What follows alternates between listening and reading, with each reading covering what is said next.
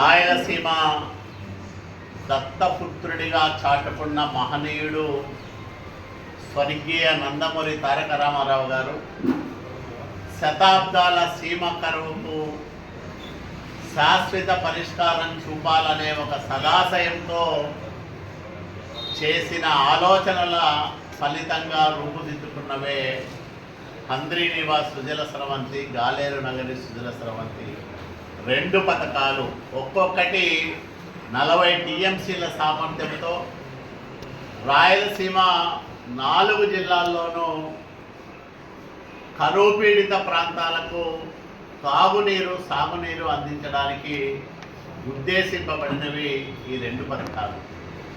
దీంట్లో హంద్రీనివాస్ సుజల స్రవంతి ద్వారా 6 లక్షల పైచిలుకు ఎకరాల ఆయకట్టుకు సాగునీరు ఇవ్వాలనేది లక్ష్యం కాగా, దాదాపు 25 లక్షల పైబడి జనాభాకు రక్షిత మంచినీరు ఇవ్వాలని కూడా ఉద్దేశించి రూపకల్పన చేశారు.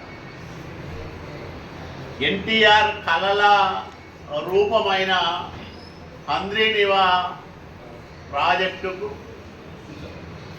మొట్టమొదటిసారిగా ఉరవకొండలో చంద్రబాబు నాయుడు గారు శంకుస్థాపన చేశారు. తర్వాత వచ్చిన ప్రభుత్వాలు కూడా కొన్ని పనులు చేశాయి. 2014లో చంద్రబాబు నాయుడు గారు ముఖ్యమంత్రి అయ్యే నాటికి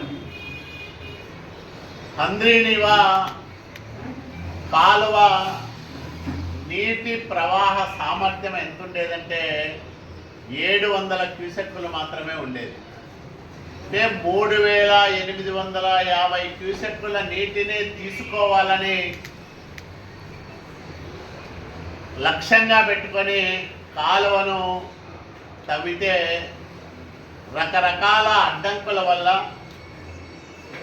2014లో విభజనానంతర ఆంధ్రప్రదేశ్ రాష్ట్రానికి చంద్రబాబు నాయుడు గారు ముఖ్యమంత్రిగా ప్రమాణ స్వీకారం చేసే నాటికి హంద్రీనివా కాలువ ద్వారా 700 క్యూసెక్కులకు మించి ఒక్క చుక్క కూడా ఎక్కువ నీళ్లు తీసుకునేదానికి అవకాశం లేకుండా ఉండింది. 14లో చంద్రబాబు నాయుడు గారు ముఖ్యమంత్రి అయిన ప్రమాణ స్వీకారం చేసిన తర్వాత ఎక్కడైతే హర్డిల్స్ ఉన్నాయో వాటిని తొలగించడానికి ప్రత్యేక శ్రద్ధ పెట్టి ఆయన దఫాలుగా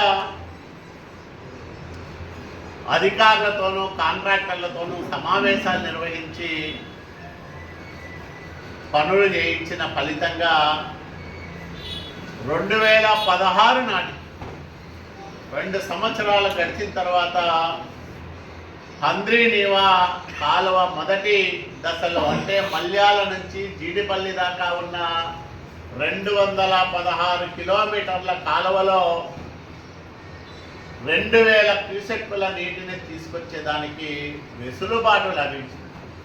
అంటే 700 క్యూసెక్కుల నీటి నుంచి 2000 క్యూసెక్కుల దాకా నీటి సామర్థ్యాన్ని పెంచిన నాయకుడు ఎవరంటే నారా చంద్రబాబు నాయుడు గారు. 2017 ఏప్రిల్లో తన పుట్టినరోజు సందర్భంగా అదనంగా తొలి దశ కాలువ పనులకు విస్తరణ మరింత చేయాలని మొదట ఏదైతే భావించామో 3850 క్యూసెక్కుల నీటిని తెచ్చుకోవడానికి అనువుగా పనులు చేయాలనే ఉద్దేశంతో 1000 కోట్ల రూపాయల నిధులను మంజూరు చేసిన నాయకుడు చంద్రబాబు నాయుడు గారు. పనులు ప్రారంభం చేశాం. దాదాపు 37% పైగా పనులు పూర్తయ్యాయి. 2019లో చంద్రబాబు నాయుడు గారు ముఖ్యమంత్రిగా దిగిపోయే నాటికి 2000 క్యూసెక్కులకు అదనంగా 3850 క్యూసెక్కులు తెచ్చుకోవడానికి వీలుగా జరుగుతున్న పనుల్లో 37% పూర్తయ్యాయి. జగన్మోహన్ రెడ్డి ముఖ్యమంత్రి అయ్యాడు. అనంతపురంలో మీటింగ్ పెట్టాడు. ఈ జిల్లా మనవని నేను ఈ హంద్రీనివా సామర్థ్యాన్ని 3850 కాదు 10,000 క్యూసెక్కులకు పెంచుతా, మొదట 6,300 క్యూసెక్కుల సామర్థ్యానికి పెంచుతా, సమాంతరంగా మరో కాలువ నిర్మిస్తా, మొత్తం 10,000 క్యూసెక్కుల సామర్థ్యానికి అంద్రినీవక పథకాన్ని పెంచుతానని ప్రగల్భాలు పలికి ఒక చెత్త జీవో ఇచ్చాడు. ఒక గంప బట్టి 5 సంవత్సరాల కాలంలో ఎత్తిన పాపాన పోలేదు. జరుగుతున్న పనులు ఆపేశాడు.